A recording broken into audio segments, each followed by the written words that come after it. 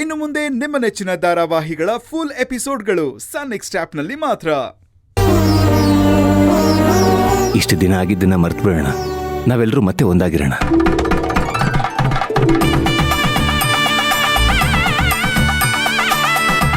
ಇನ್ಮೇಲೆ ಯಾವತ್ತೂ ಯಾವ ಕೆಟ್ಘಟನೆಯನ್ನು ನಡೆದಿರೋ ಹಾಗೆ ನಾನು ನೋಡ್ಕೋತೀನಿ.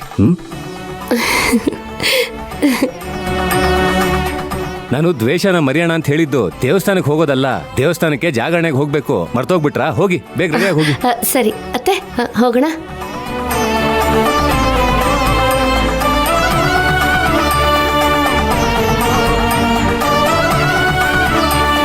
ಮಗನೇ ಇಂದ್ರ, ಏನು ಇದೆಲ್ಲ?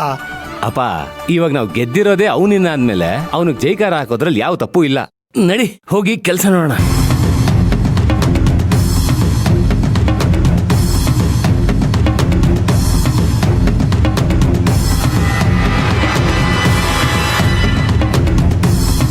ಅಣ್ಣ, ನಿನ್ನ ಮಗ ಕೈ ತಪ್ಪೋಯ್ತಾವ್ನೆ. ಆ ತುಳಸಿನೂ ನಿನ್ನ ಹೆಂಡ್ತಿನೂ ಸೇರ್ಕೊಂಡು ಅವನ್ನ ಕೈಗೊಂಬೆ ಮಾಡ್ಕತಾವ್ರೆ. ಏನ್ ಮಾವ ನೀನು? ಇವರೆಲ್ಲ ಇಷ್ಟು ಮಾತಾಡಿದ್ರು ಏನೋ ಮಾತಾಡದೆ ಸೈಲೆಂಟ್ ಆಗಿದ್ಯಲ್ಲ. ಕೆಲವು ಸಾರಿ ಮೌನವಾಗಿದ್ದೇ ಸದ್ದು ಮಾಡಬೇಕು. ಮಾಡ್ತೀನಿ. ನೀನ್ ಸದ್ದು ಮಾಡೋ ಅಷ್ಟರಲ್ಲಿ ಅವರು ಲೋಕನೇ ಲೂಟಿ ಮಾಡಿರ್ತಾರೆ. ಈಗ್ಲಾದ್ರೂ ಎಚ್ಚೆತ್ಕೋ ಅಣ್ಣ.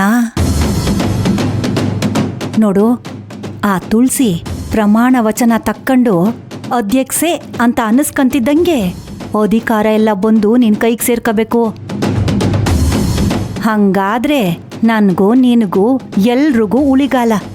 ಇಲ್ಲ ಅಂದ್ರೆ ನಮ್ಮ ಪರಿಸ್ಥಿತಿಗೆ ಬರಗಾಲ ಬಂದು ಬಡ್ದು ಬಿಡ್ತದೆ. ಅಲ್ಲಿವರೆಗೂ ನಾನೇನು ಶಿವರಾತ್ರಿ ಭಜನೆ ಮಾಡ್ತಾ ಇರ್ತೀನಿ ಅನ್ಕೊಂಡಿದ್ಯಾ? ಪ್ರಮಾಣ ವಚನ ಒಂದು ಮುಗಿಲಿ, ಆಮೇಲೆ ಈ ನಂಜಪ್ಪನ ಭಜನೆ ಏನಂತ ತೋರಿಸ್ತೀನಿ.